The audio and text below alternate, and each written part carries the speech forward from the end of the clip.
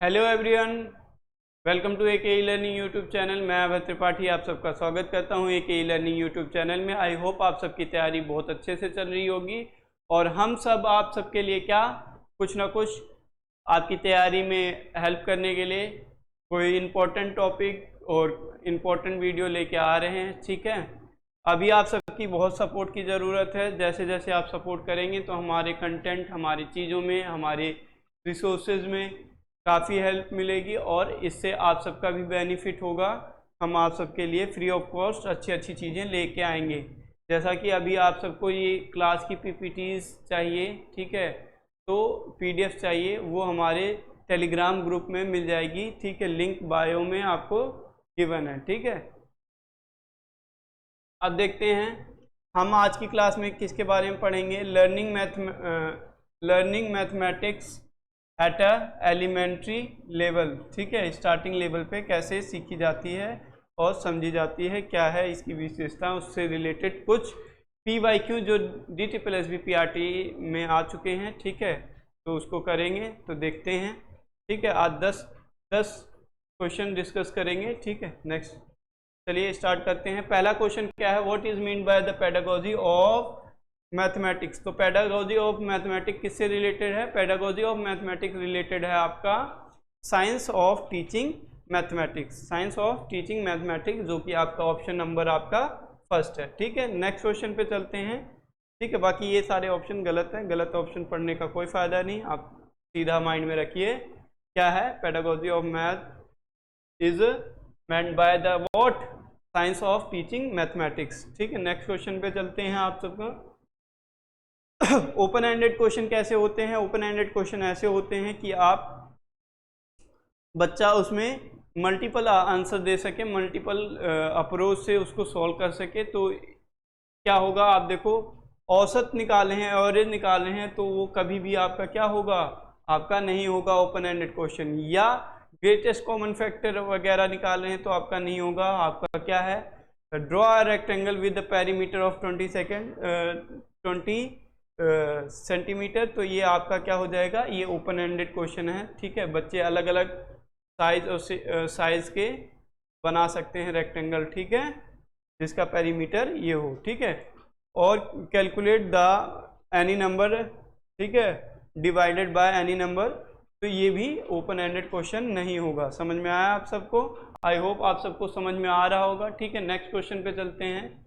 ये 2022 में पूछा गया था, 2017 में पूछा गया है। देखिए, ठीक है, क्या है, homework, giving homework is a effective in teaching mathematics. Math में बहुत इफेक्टिव होता है, because it is the most important. क्यों हो जाता है? गणित पढ़ाने में गृह कार्य देना प्रवाही है। कौन सा सबसे महत्वपूर्ण कारक है? कौन सा सबसे महत्वपूर्ण कारक है? कि keep student busy at home, घर पे बिजी रखने के लिए नहीं। Because time for practicing mathematics problem is not sufficient during the school time, नहीं। क्या है? To promote self study among the student, ये पॉजिटिव आंसर है। ठीक है, अगला देख लेते हैं। To increase parental involvement. ठीक है, पेरेंटल इन्वॉल्वमेंट को बढ़ाने के लिए ही नहीं दिया जाता, किसके लिए जाता है? To promote self study among the student. ठीक है, आई होप ये क्वेश्चन भी आपको समझ में आया होगा। ये DSSB ऑफिशियल PRT के ऑफिशियल पेपर से, जो कि आपका 2017 में हुआ था, 28 अक्टूबर को। ठीक है, नेक्स्ट क्वेश्चन पे चलते हैं। नेक्स्ट क्वेश्चन क्या है, choose the best suitable response from the following given. ठीक है, तो आपसे क्या पूछ रहा है, one of the objective of teaching mathematics. Objective क्या होता है? Is unique to this subject is to develop. क्या डेवलप कर देता है? ये आपको अभिव्यक्ति में संक्षिप्तता और सुस्पष्टता कर देता है। ठीक है, बहुत सटीक और सिंपल वे में आंसर करना सिखा देता है। ठीक है, नेक्स्ट क्वेश्चन पे चलते हैं आपका। नेक्स्ट क्वेश्चन क्या है, what is the nature of mathematics. Nature of mathematics क्या होता है? लॉजिकल होता है, प्रिसाइज होता है, सिंबॉलिक होता है और स्टडी ऑफ स्ट्रक्चर होता है। ये तो सारे के सारे हो जाएंगे। ऑप्शन नंबर 3 ये कब आया है? 2022 में आया है, 20 मार्च को आया है, ठीक है, शिफ्ट नंबर फर्स्ट में। नेक्स्ट क्वेश्चन पे चलते हैं। आपका क्या है? What is the nature of mathematics learning at the early stage of schooling? Early stage of schooling में क्या स्कूली शिक्षा में प्रारंभिक चरण में गणित सिखाने की प्रकृति क्या है? कैसे सिखाई जाती है? बच्चों को कॉन्क्रीट चीज़ों से सिखाई जाती है, जैसा कि आपको पता है, एग्जाम्पल के थ्रू, स्टोरी के थ्रू, इन सारी चीज़ों से सिखाई जाती है। तो देखो इनमें में से इन दोनों में से कौन सा सही है, कौन सा नहीं है, ठीक है। Childrens initially understanding the mathematics is concrete से समझते हैं, ठीक है, मूर्त एग्जाम्पलों से समझते हैं, और कॉन्सेप्चुअल समझते हैं, ठीक है, संदर्भी समझ होती है। तो ये आपका सही हो जाएगा, ठीक है।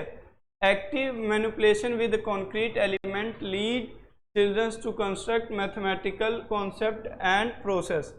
जो आपका कॉन्क्रीट एलिमेंट से बच्चे बहुत अच्छे से रिलेट करके सीख पाते हैं, ठीक है। तो आपका क्या हो जाएगा? बोथ फर्स्ट एंड सेकंड, ठीक है। ये DOE PRT में पूछा गया है 2022 7 मार्च को, जो हुआ था शिफ्ट नंबर फर्स्ट में, ठीक है।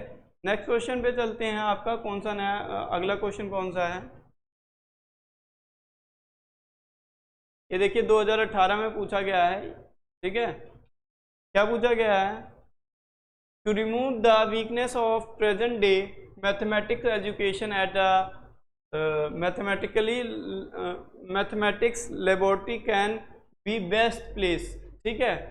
जो वीकनेस है मैथमेटिक्स एजुकेशन में, वो उसको दूर करने में मैथ लेबोरेटरी बहुत अच्छी है, ठीक है।